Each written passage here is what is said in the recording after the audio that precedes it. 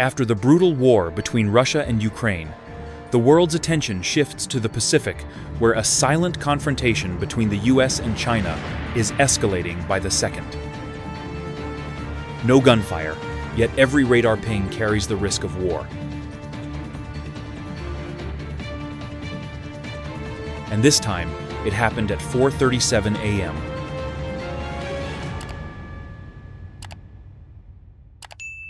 The skies over Japan were pierced by an object never before detected, a phantom flying in absolute silence. In that moment, a chain of events was set off, leading to the fastest military response ever recorded in the Pacific, and, along with it, a secret no government wants you to know.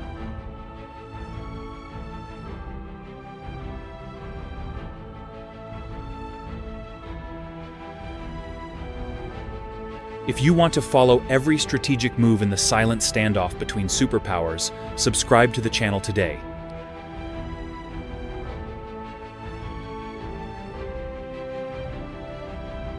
Misawa Air Base in northern Japan jolted awake in the dead of night as a piercing alarm shattered the silence. A Chinese aircraft had just entered Japan's air defense identification zone fast, signalless, frequencyless, as if it didn't exist. In an instant, the entire defense system shifted into emergency mode.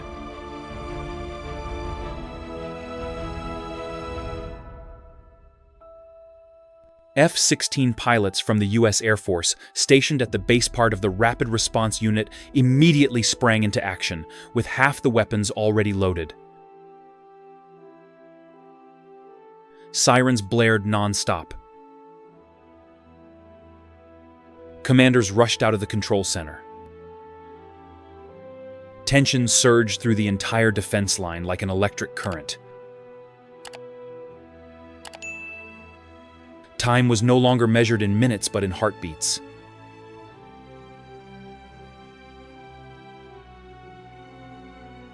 At 30,000 feet, just 12 minutes after takeoff, two F-16s codenamed Viper 21 and Viper 22 pierced through the cloud layers, with radar systems running at full capacity.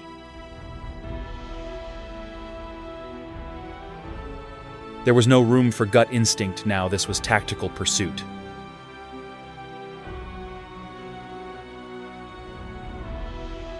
The first return signal lit up on the SABR APG-83 radar screen, a large, slow-moving object flying at 28,000 feet, no IF signal, no radio, no escort.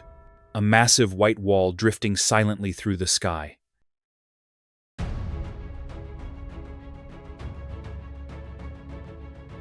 Every data point matched a KJ-500, China's electronic early warning platform, built for signal collection and battlefield jamming.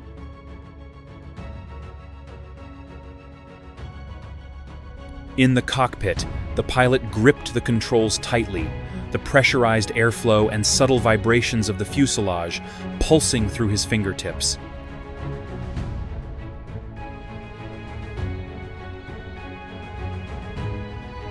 Viper 21 dropped altitude, closing in on the target's left flank, eyes scanning every detail of the antenna array, tail structure, even the scratches on its white paint.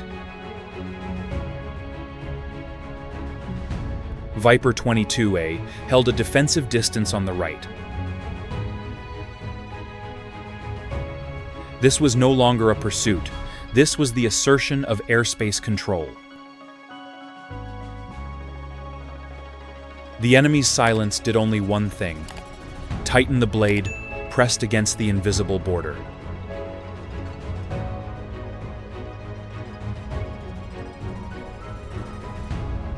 The distance narrowed to just 2,000 feet. Viper 21 adjusted its flight path, gliding close along the target's left side, dipping slightly lower to avoid wake turbulence. Early sunlight pierced through the thin clouds, reflecting off the long white fuselage of the KJ-500. No flag, no markings, just a silent block of metal drifting through a contested sky.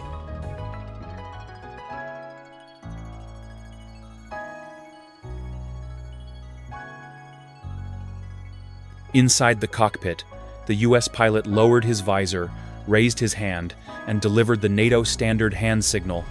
"You are intercepted change. Course follow us." There was no response.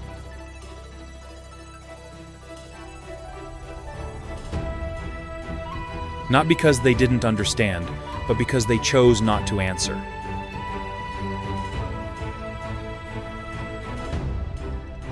The Chinese aircraft kept cruising steadily, no turn, no acceleration, no descent, just a deliberate, calculated indifference.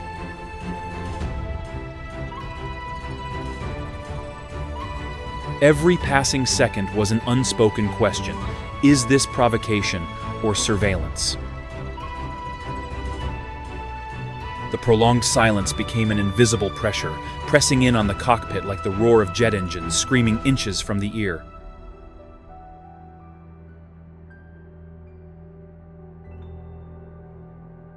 In the open skies where no borders are drawn, only one form of communication remained: presence and a piercing stare.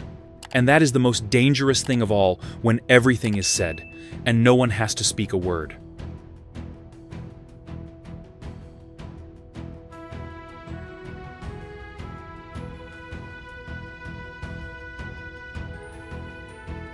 Suddenly, the KJ-500 tilted slightly to the right, then abruptly dropped altitude.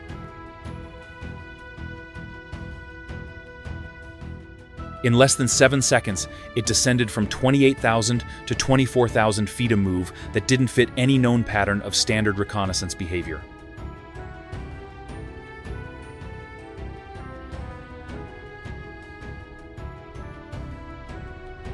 In Viper 21's cockpit, a soft alert flickered on the digital console. RWRR radar warning receiver had just picked up a faint pulsing signal with unstable frequency patterns. Not strong enough to be classified as an attack, but far too deliberate to be random. Viper 22 immediately adjusted position, re-establishing a defensive triangle around the target.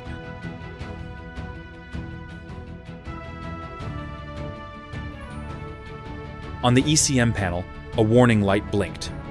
Possible frequency probing or active wave reflection aimed at mapping the F-16's radar signature.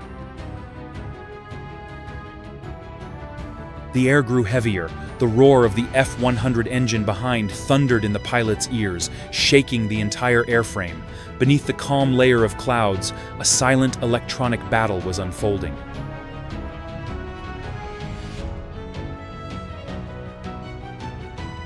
And no one knew where it would lead, a tech experiment, or the first step toward an unintended conflict.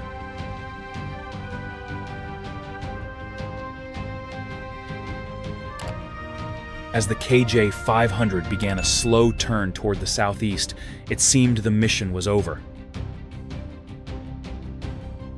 But the second signal was still there, not approaching, not retreating, just drifting quietly at the edge of radar range, like a third eye watching from the shadows. Viper 21 maintained the escort formation, but in the pilots' minds, a flood of scenarios ran in parallel. Is this a tactical dispersion drill?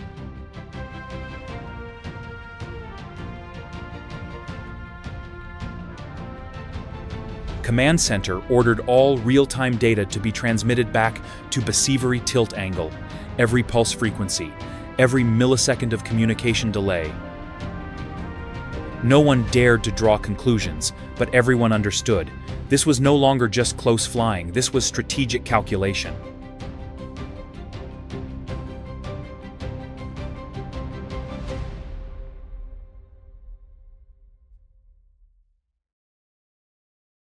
Every engine roar carried more than just thrust, it carried an invisible message. We see you, and we're not backing down.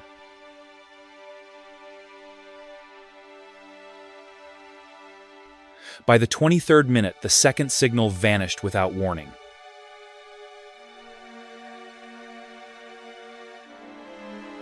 No trace, no confirmation.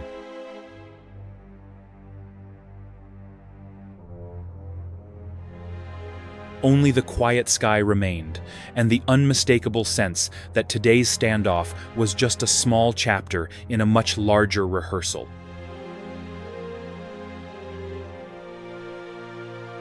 Every time the radar lights up, a new chapter of the unfolding conflict is written. Don't miss it. Hit subscribe to stay one step ahead.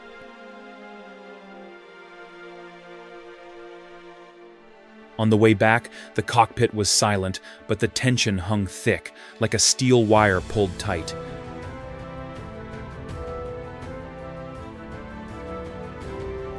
No shots were fired, no airspace was violated, yet every second of that encounter was a strategic test.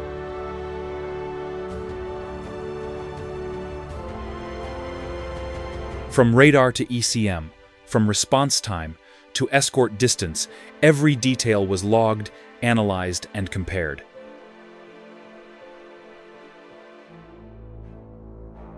What took place wasn't just action, it was a message.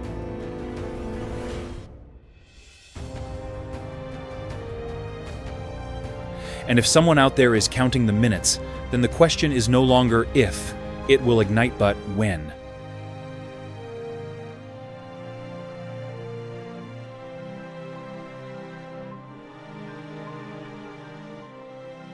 In 2024, Japan conducted 704 emergency scrambles, nearly double the peacetime alert threshold. Of those, 464 were in response to Chinese aircraft. Another third were triggered by Russian activity.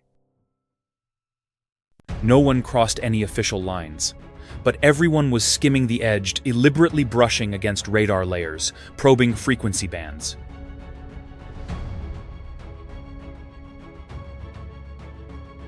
Each scramble, whether from Misawa or Kadena, was no longer just a defensive reflex, it was a move in a silent strategic chess game, where every step is measured in milliseconds.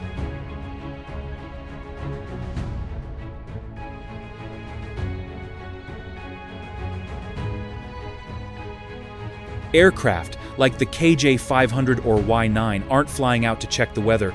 They're here to gather signals, measure reactions, and map the battlefield of tomorrow.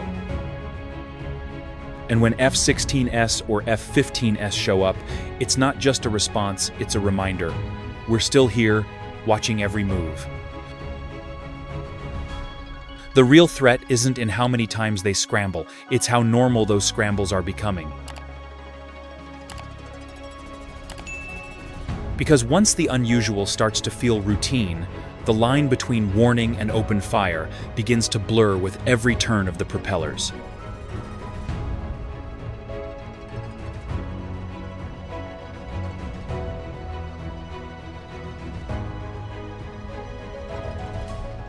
In August 2024, a Chinese Y-9 aircraft breached Japanese airspace for the first time in modern history.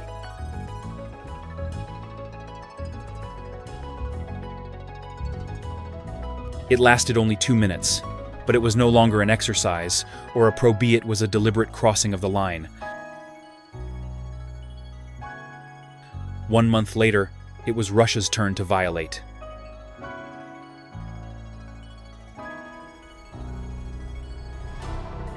What once stopped at the edges of the AD is now pushing deeper into sovereign airspace.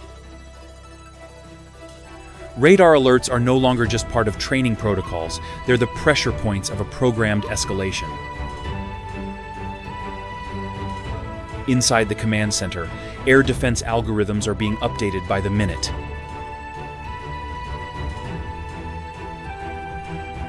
And beneath the wings in flight, every radio wave, every electronic reflection could be the spark.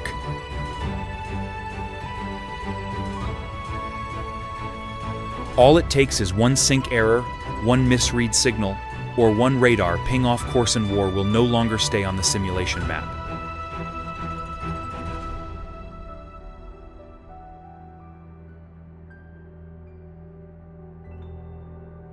This is no longer a game of strategy. This is reality closing in with every turbine rotation.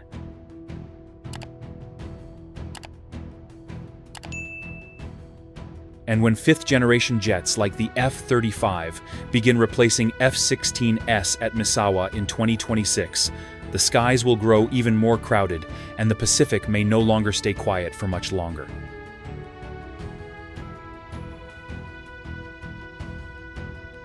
From the outside, each F-16 takeoff might look like a routine response. But in the military world, every intercept is a probing Strikia chess match between superpowers. China isn't hiding its intent. The KJ-500Y9 or strategic drones aren't just aircraft. They're tools for collecting radar signatures, analyzing communication waves, and testing adversary response times down to the millisecond.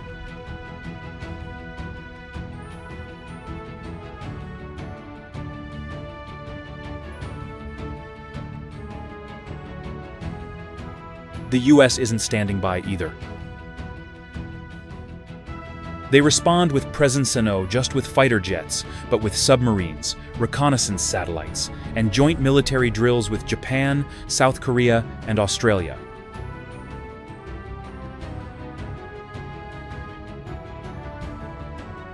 No one's pulling the trigger, but everything is primed to shift into combat mode within 300 seconds.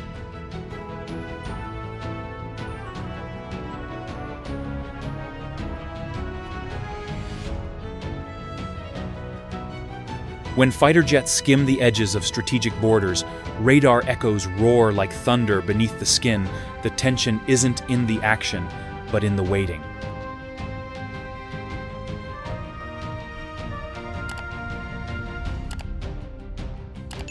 One wrong turn, one misread signal, one overreaction, and the entire Pacific could flip into combat mode.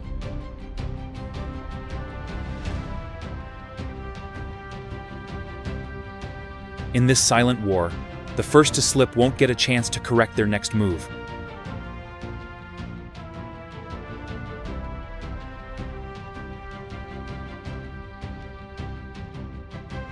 A red line was crossed. A boundary once thought to exist only in warnings shattered by the roar of a Chinese fighter jet. But in the world of superpower strength, red lines aren't empty threats. They're promises written in speed, firepower, and resolve, and the United States, just as it has throughout history, doesn't need to say it twice. Because the moment the Chinese fighter jet violated the airspace, every radar, satellite, and sensor system switched to combat mode. There was no time for debate, no room for uncertainty, only action remained.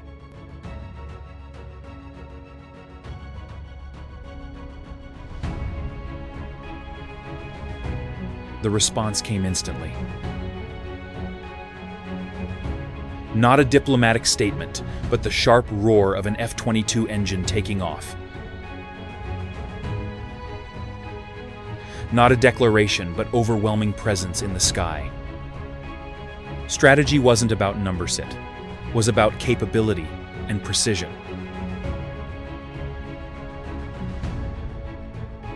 American jets don't need to show off.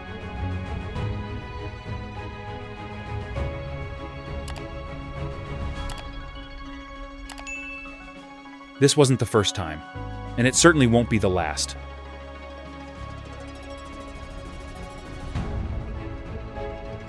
But this time there was a difference. The US response wasn't just military, it was psychological strategy.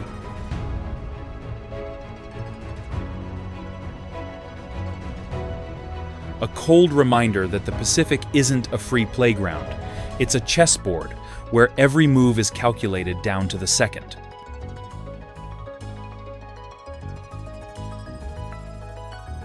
One slip, one wrong turn, and the consequences could be global. No one wants war. But no one is allowed to mistake restraint for weakness. And with every instant response, the United States makes that crystal clear.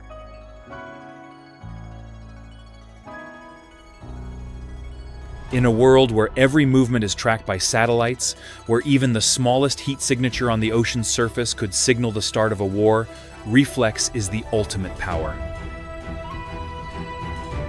And America's reflex every radar pulse, every intercept, every target lock is proof that they're never passive. They don't wait to be hit. They control the board, move by move.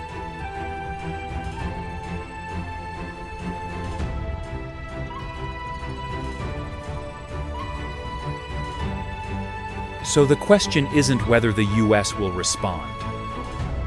The real question is, are you fast enough to realize when they've already struck back?